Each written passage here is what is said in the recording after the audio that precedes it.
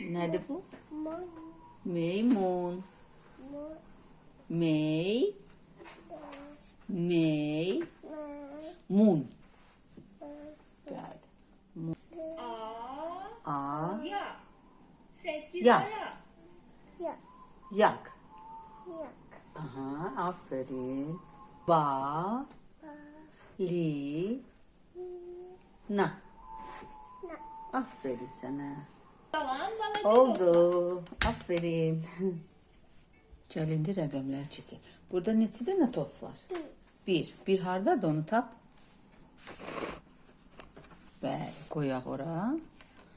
Qoyaq bura. Bir, bəli. Burada neçə dənə top var? Neçədir o? İki. İçini tap.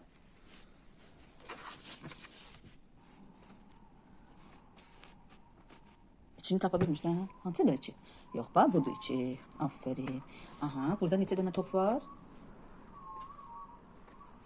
Üç. Üç. Aha, üçü tap. Üç hanı? Göstər, hansı? Bəli, üç odur, qoyduq. Neçə dənədir? Hadi. Gəl sayaq, gəl sayaq. Bir. İki. Yox, bir. Bir. İki. Üç. Dört. Neçə dənədir? Dört. Dörd. İndi dördü də tap.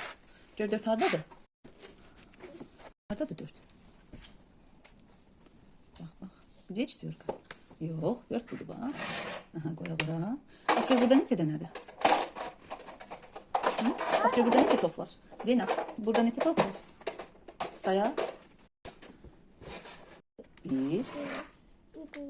Üç. Dört. Beş. Neçə dənə top oldu? Beş. Bəli, beşi də tap. Beşi də tap. Hardadır beş? Bax, gör, hansıdır beş? Beşi tap, hansıdır? Birini əlinə qoy, birini əlinin üstünə qoy, beşi tap. Hansıdır beş? Bilmirsən, odur bəlkə. Budur, budur. Beş budur. Aha, salam. İndi cəbirdə sayaq. Hadi. Bir. İki. Üç. Beş. Aha, indi. Neçədir bu?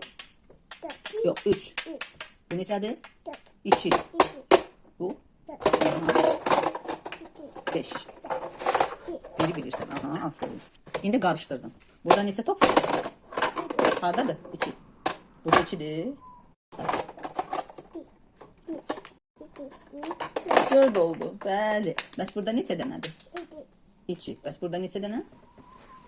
Dört. Yox. Gəl sayaq. Bir. İki. Üç. Neçə oldu? Üç. Bəli. Bəs burada neçə dənədir? Bax gör, say görüm. İki. Üç. Dört. Beş. Beş oldu. Bəli. Bəs burada neçə dənə? Bir. Aha, bəli. Sonra? Bax, burada üçdür. Üçü bura qoyuruq. Sonra? Yuxarı, aşağı. Hı -hı. Aferin sənə. Hı -hı. Barmağı ilə eləyək, bir biz öyrənək. Yox, ora yox. Aha, aşağı. Yuxarı. Sonra bir də gedirik. Aferin, düzdür. X. Kvadrat.